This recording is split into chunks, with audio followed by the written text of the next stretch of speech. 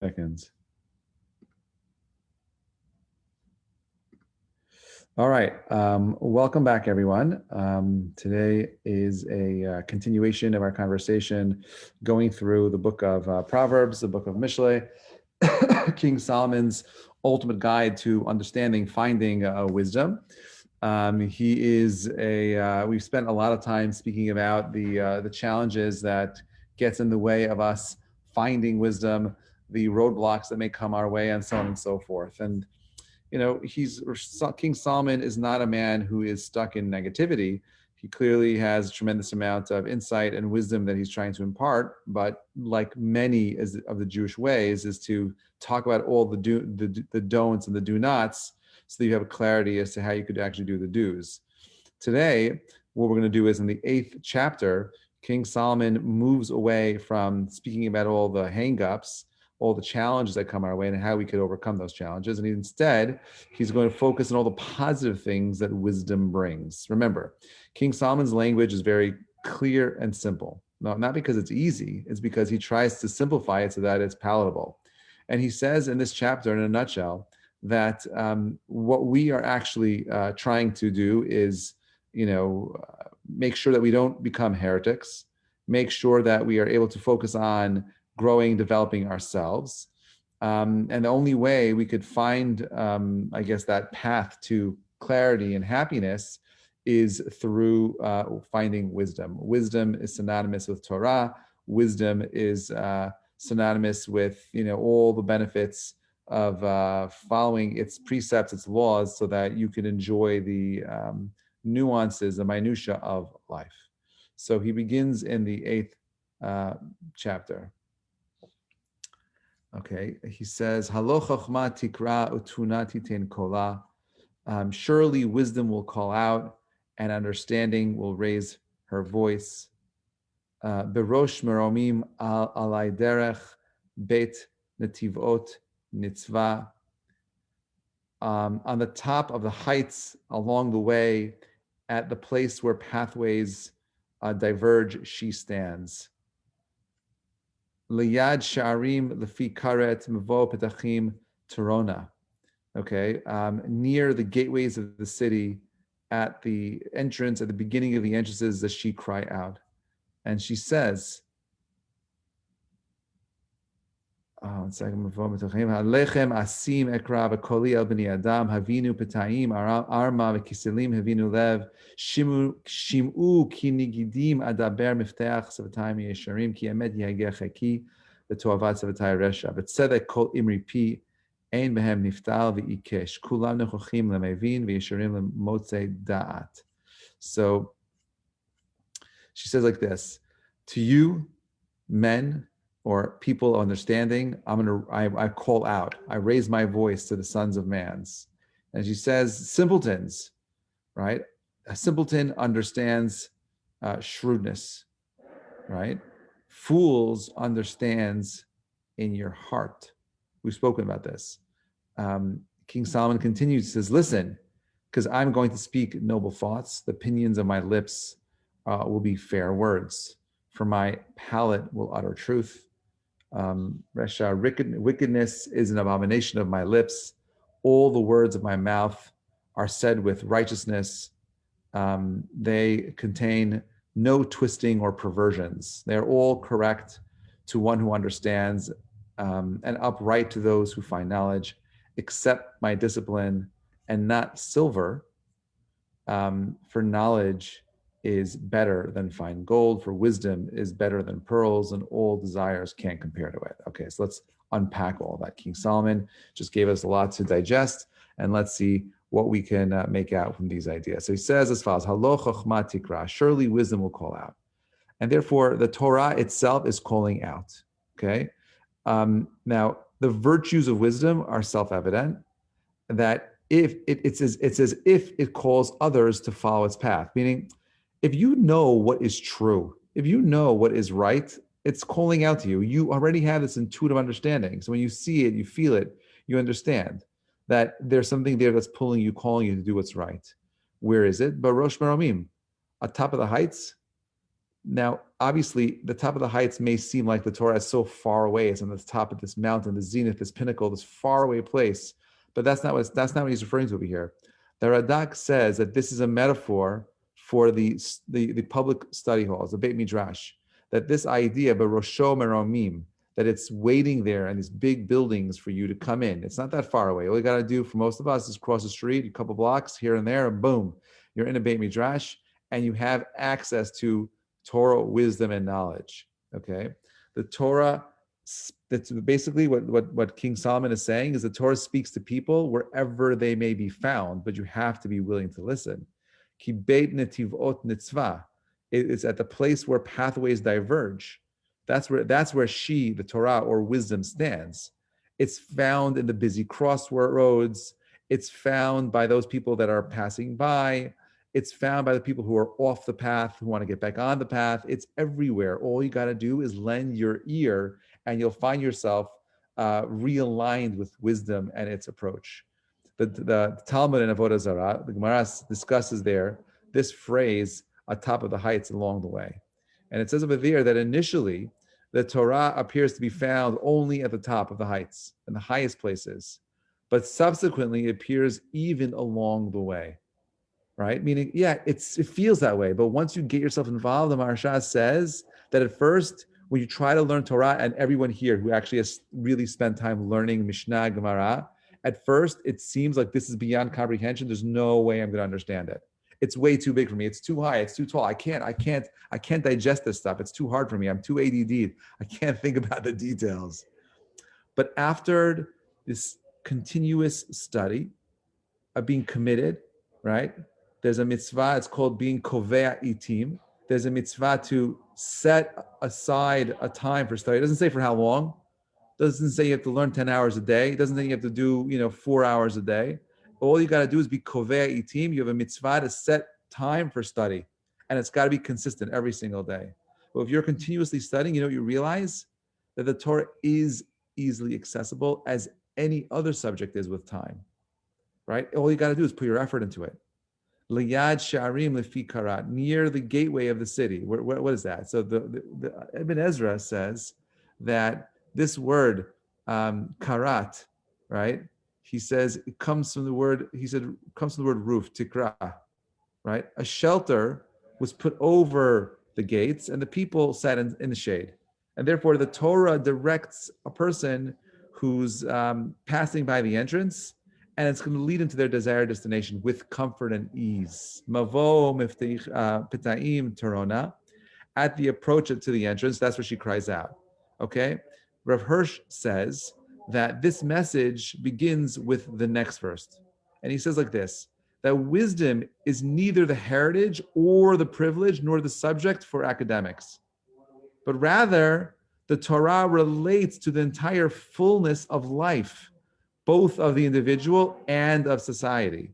Wisdom involves itself with the vitality of life, the elevated and the mundane, with people wherever they are. It doesn't matter. You think, oh well, Torah doesn't really. What does Torah have to do with my me going to the gym? What does Torah have to do with me going to the grocery store or doing some Monday night? And he's saying, no, it's everywhere. You have to find it. Wisdom is everywhere. It's all around you. Alechem asim ekra b'koli el bnei adam. To you do I call, to the voice, and my voice is to the sons of man. Meaning that God creates a world where wisdom is calling out onto you. It's screaming, oh my God, look at this. Darshuni, understand me. And its wisdom is not just for the sake of wisdom. It's there to help you understand the depth of the world that God had created for you. Bishvili nivra olam. The world was created for me, and it was created for you. That means every atom, every electron, every aspect of the reality that you are in right now is expressed so that your personal soul, can achieve its unique goal. The whole universe is timed perfectly, perfect balance, perfect. So that every single dot, every single second, every single shade of light in the room right now, the temperature of the room, okay, is all specifically designed to help you get perfectly challenged so you could achieve your particular purpose in this world, okay? The Torah speaks to two kinds of people. Men are great people who wish to hear the wisdom and who are going to endeavor to build upon the wisdom that they hear. They're the people that wish to learn and correct their mistakes. Then they're going to pass on their knowledge to correct others. However, the sons of man, Bnei Adam, these are the unlearned people who don't know right from wrong. And King Shlomo, Melech Shlomo, calls out to teach them. There's a mitzvah to teach those people that don't know. Okay. Another way of understanding this, there's two kinds of people, the rich and the poor. Both are obligated to hear the words of Torah. It doesn't matter how much money you make. It doesn't matter how little money you have. We both have the same directive, which is to perfect ourselves. The challenges are different. And remember, most of our sages tell us that the curse of wealth is worse than the curse of poverty. Okay. Any one extreme is a curse. Okay. Finding balance, the sweet spot that you're in right now, not too much money, not too little money, just enough to have what I need to pay my bills. That is, my friends, the bracha. Having too much obsession of all the money you need, I need to have this, I need to have that, you go insane. But having that balance, my friends, it's so counterintuitive because it's so easy to get lost in thinking the big money, the cha-ching everywhere, that's the goal, but it's not, right? This having the basic stuff that we have, that is bracha, and you got to embrace it. He says, Havinu p'ta'im arma. Simpletons understand shrewdness. Simpletons lack shrewdness, right? They lack shrewdness to avoid being seduced by the dark side of the force or the dark side of the evil inclination. Therefore, they are being warned to understand shrewdness, right? What does it mean to be shrewd? It means to use your mind versus uksilim hevinu lev. Fools understand in your heart. A fool knows the wisdom of the Torah, but he fails to apply to his actions because his heart gives into his evil inclination. And again, we've spoken about this before. Those of you that are here, I say this all the time. Heart, head are always at odds. Heart and head, if they're at odds, you always got to go with the head and not with the heart. The heart is always wrong. It's always misleading you. Sorry. The heart is just there to help you get aware. It's not there to make decisions. The mind is there to make decisions. Uksilim hevinu lev. Fools understand things through their heart, whereas shrewd people understand things through their mind. Anyone who tries to fulfill his duty as a spouse, a relative, a citizen, a decent human being, without arming his mind with wisdom will ultimately fail, period. If you don't have chokhmah, you don't have that ability to ask the deep question, you, my friends, unfortunately are setting yourself up for failure. Okay, the next three psukim, Shlomo Melech is teaching us how to evaluate each of the words of the Torah. Every letter in the Torah is perfect. There's nothing redundant. Nothing is irrelevant. The exact phraseology, the order of each stage or statement is vital to understanding the Torah itself. Even a change in the spelling of a word can imply a very different kind of halachic or a spiritual reality that changes everything. So if someone fails to see that significance of the Torah's words, it's due to that person's unfortunate lack of understanding, and not to any unique or deficiency in the actual Torah. That its truth and righteousness are beyond question, that becomes more and more self-evident as we spend more and more time trying to understand it and delve into its depth. Okay, so let's go on. He says, Shim'u ki nigudim adaber. Listen, because I'm going to speak noble thoughts.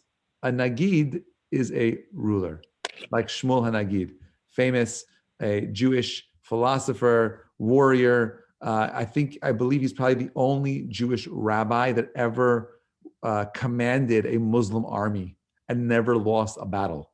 You could Google him. He's fascinating. He lived in Spain around the 12th century. Shmuel HaNagid is the coolest guy ever. Massive Talmid Chacham, awesome swordsman, brilliant. He was a real leader. So there's actually a famous story with him and the Sultan. There was a man in the court that basically snubbed Shmuel HaNagid. in front of the Sultan. He was a Jew hater. And the Sultan says to Shmuel, I don't like this guy. I don't like what he said. I command you to rip out his tongue. So he said, no problem. Give me 3 days and I'll rip out his tongue. Okay. So 3 days later, the Sultan says to Shmuel Hanagid, what happened? Where's this guy's tongue? He said, I spoke to him and we spoke a lot about what he said. He was very regretful. He knows that he told me, you command me to rip out his tongue. But instead of ripping out his tongue because he has so much value to us as a courtsman, I decided that it would be in your best interest that instead of cutting out his tongue, I cut out the evil parts of his tongue, and spared the actual the blood and the gore of ripping out his tongue. And the Sultan was so impressed with his unique way of dealing with the situation, he gave him a raise. Anyway, so you have Shmuel and Nagid. The word Nagid means ruler, okay? And he says over here, Shmuel Nigidim, right? Listen, for I'm going to speak these noble thoughts. Nagid is a ruler. The words of the Torah are noble and important. Realize that the words of the Torah are significant and pay close attention, as if a ruler was saying them, as if a king was issuing a command. What would you do if a king told you to do X? You would run out because your life matters. Like you don't want to die because not fulfilling the king's rule is equating to a death sentence. The opinions, literally the opening of my lips, are going to be fair words. The words that come out of my lips are fair, to teach you how to be upright. The Torah's way, darchei noam. The Torah, its rules, its laws are there to be pleasant. And therefore, if my friends, you see someone who is speaking Torah or sharing ideas that cause uncomfortable pain or just in general uncomfort, it makes you uneasy, that guy or that girl is not sharing words of Torah, they're sharing their own stuff. I can't tell you how many rabbis, I can't say his name. There was a certain rabbi my wife was listening to. And I listened to a couple of his stuff and I didn't like what he said. I don't like the way he said it. I don't like how he said it. I didn't like the implications of it. It just felt very divisive. So I at some point, I want you to know, I've never, ever issued any edicts to my family. But I did once, and it was my wife telling my wife that I ban her from listening to this rabbi's talks. Can we imagine? The rabbi is telling the wifey not to listen to these classes. I'm like, you cannot listen to this guy. I don't like him. And the reason why I don't like him is because his words are not darchei shalom. His words are not darchei noam. The words of the Torah are noble. They're there to make you, to uplift you. They're there to inspire you. They're not there to help. They're not there to get you angry. They're not there to get you frustrated or to feel anxiety. Ki emet yehegeh hechi, right? Chiki. For my palate will utter truth. The Torah only speaks truth. Wisdom only speaks truth, as opposed to the forbidden woman of chapter 7, the seducer, the liar is always lying to you no matter what. Tovat safatim rasha, the wickedness is an abomination to my lips. It's disgusting to my lips to speak wickedly. The Torah can't speak wickedly. It doesn't speak in negative terms. This guy, after I put the edict on my wife to stop listening to this guy, a couple of weeks later, he said something about the Holocaust, which was like ridiculous. He got shechted everywhere. Everyone came out against him for just being insensitive. I just don't want to be around people like that. Don't listen to people like that. There's no point in feeling angry and frustrated by these people. The Torah's ways are there to inspire you, to help join you, to help you build you, to help create a sense of integration, connectivity, love, not separation. And certainly, it definitely doesn't feel like it's wicked at all. But tzedek kol imri pi, all the words of my mouth are said with righteousness, and therefore each law of the Torah is righteous. All the laws are harmonious with one another. Unlike laws made by man, as we've lived over this past year, we've seen all kinds of laws, edicts being made, the CDC and all their regulations. I was on a flight on Sunday from Miami back to New York, and there was a lady there wearing a mask, and she was wearing several masks. I think she was wearing 3 masks, to be honest. Yeah, it was 3 masks. And she was online, and it was one of those long zigzag lines. You're at the airport waiting to get through security. And all of a sudden she's like, guards, this guy, he's standing too close to me. He's not social distancing. So he comes there. He's like, man, like he's standing like 5 feet away from you. She's like, can you please enforce the social distancing? I'm very uncomfortable here. Right. And she's panicking and she's uncomfortable. You see, that would never happen if God issued the command. There's so much uncertainty as what we should be doing. It doesn't matter. Ultimately, it's comes from man. It's going to be filled with all kinds of uncertainties, all sorts of not lacking harmony. It's all kinds of things that lack harmony in its edicts itself. Ein behel niftal v'ikesh. They contain no twisting or perversion. Human writings can contain all kinds of errors and all kinds of irrelevancies, but not the Torah. Every missing or extra letter in the Torah itself changes the order, the words that are contained in it, and therefore they're trying to teach you a new kind of hidden meaning. Kulam nichuchim lemevin. They are all correct to those who understand it. And therefore, one who has understanding to comprehend the Torah's words will realize that they are all true. Ve'isharim l'motzei da'at.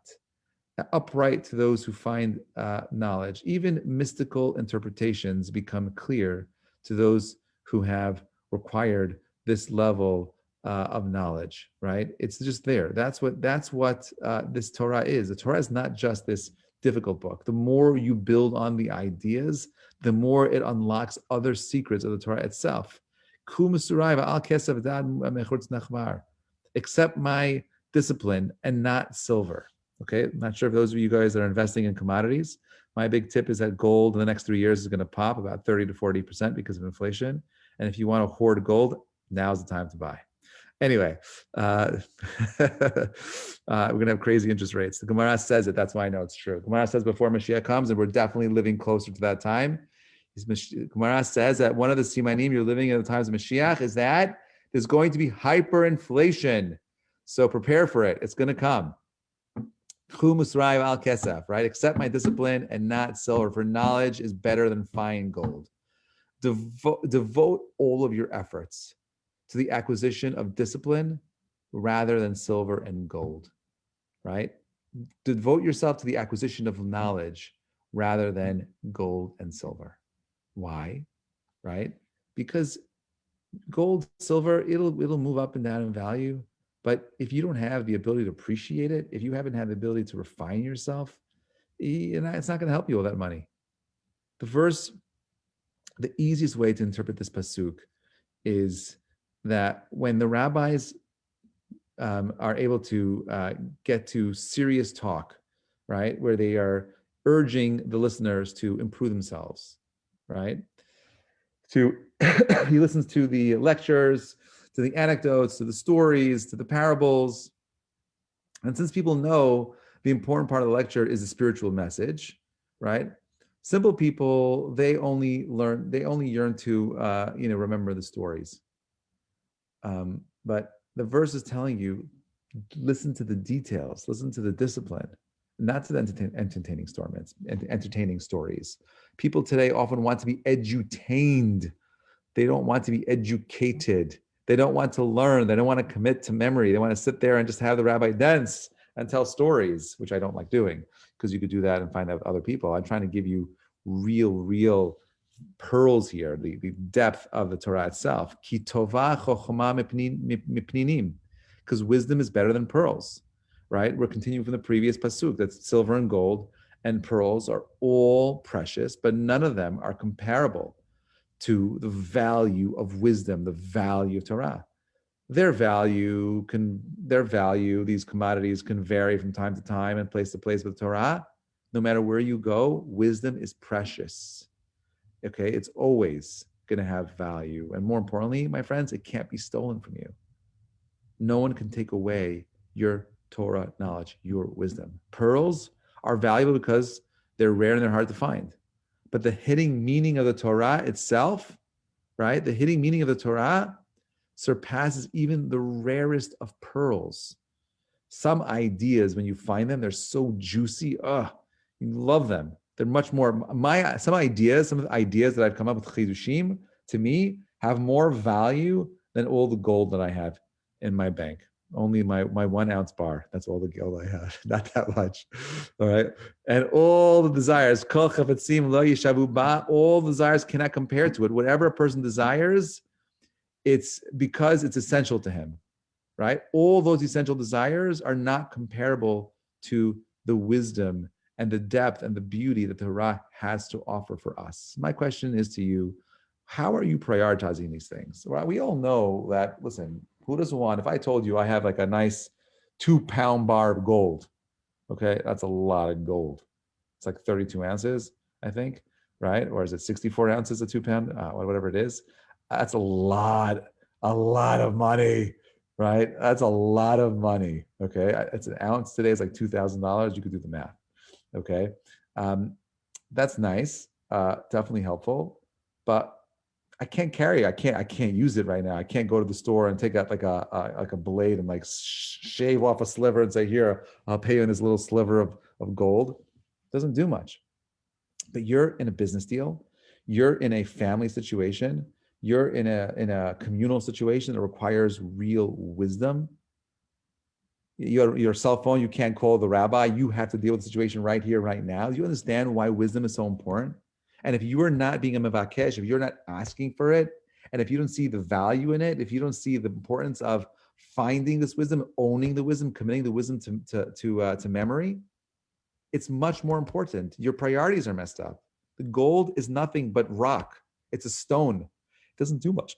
It's soft. It's not a hard metal. It doesn't. Silver has more value than gold. You know that there's actually more gold in the earth than there is silver. That silver is more rare than gold, and silver is only trading about like what, $24 an ounce or whatever it is today. Very little. It's like it's a small amount relative to gold itself, right? So how do we go ahead and deal with the value of things? Where do we find the value? What makes something have a store of value?